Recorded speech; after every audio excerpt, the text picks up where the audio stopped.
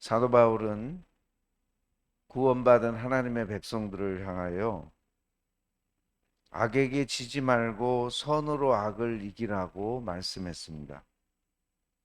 악을 이기는 방법은 악이 아니라 선으로 악을 이기라는 것입니다. 이것은 세상 방식과 정반대인 하나님의 방식입니다.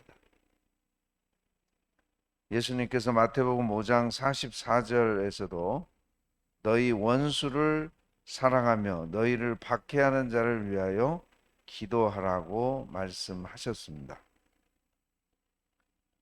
하나님께서는 타락하고 하나님을 불순종한 인류를 구원하시기 위해서 그의 아들 예수 그리스도를 이 땅에 보내주시고 십자가에 못 박혀 돌아가게 하셨습니다. 이것이 하나님의 방법입니다. 하나님께서 원수를 대하시는 방법이에요. 예수님 십자가에서 못 박혀 돌아가실 때도 자기를 십자가에 못 박는 악인들을 향하여 아버지여 저들이 하는 일을 알지 못합니다. 아버지여 저들의 죄를 사하여 주옵소서라고 그들을 위해서 기도하셨습니다. 이것은 하나님의 방법이죠. 세상은 어떤 방법으로든 수단과 방법을 가리지 않고 심지어 악을 가지고 악을 이기려고 합니다. 그러나 세상 방식과 달리 하나님의 방식은 오늘 로마서 12장 21절의 말씀처럼 선으로 악을 이기는 방법이 바로 하나님의 방법입니다. 예수님께서는 우리를 십자가에서 구원해 주시고 놀랍게도 십자가에서 마귀를 이기셨습니다. 십자가는 하나님의 최고의 능력이며 최고의 기적의 사건입니다. 인간적으로 볼 때는 십자가가 가장 나약하게 보였습니다. 그래서 예수님이 십자가에 못 박혀 돌아가실 때도 예수님을 향해 침뱉고 조롱하면서 네가 하나님의 아들이거든 십자가에서 내려와라. 그러면 내가 믿겠다. 사람들이 그렇게 했습니다. 가장 무능력하게 보이는 그 십자가를 통해서 우리 인류를 구원해 주시고 뿐만 아니라 마귀를 이기셨다는 것을 우리는 십자가를 통해서 압니다. 바로 이것이 세상 방법과 다른 하나님의 방법이죠. 아브라함 링컨에 관련된 그런 예화가 일화가 있습니다. 실제 있었던 일인데 아브라함도 변호사 일을 했고 스탠튼이라고 하는 사람도 변호사 일을 했습니다.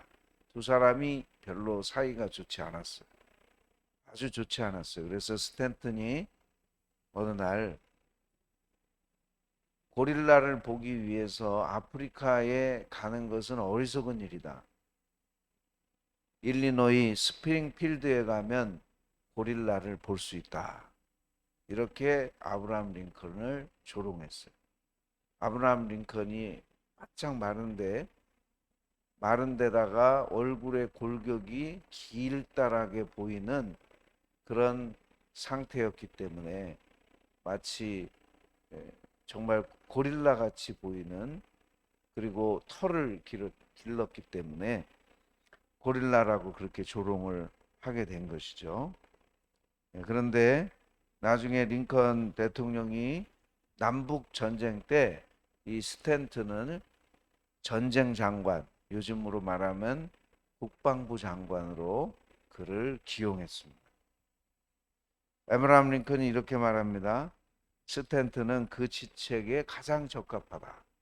그러면서 그를 국방장관으로 임명해서 그 남북전쟁에서 크게 공을 세우게 되는 그런 놀라운 일을, 하나님을 믿고 성경을 믿었던 이 아브라함 링컨이 그런 행동을 하게 됩니다. 그리고 나중에 이제 아브라함 링컨 대통령이 암살을 당합니다.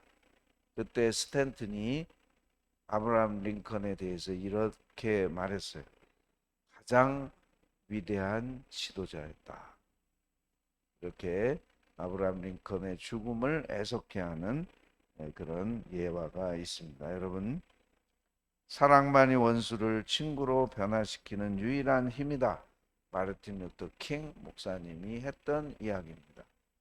오늘 이 말씀을 우리가 깊이 생각하시고 우리가 세상 사는 동안에 악으로 악을 이기는 것이 아니라 선으로 악을 이기는 하나님의 방법으로 살아가는 우리 목양교회 성도님들이 다 되시기를 주님의 이름으로 축복합니다.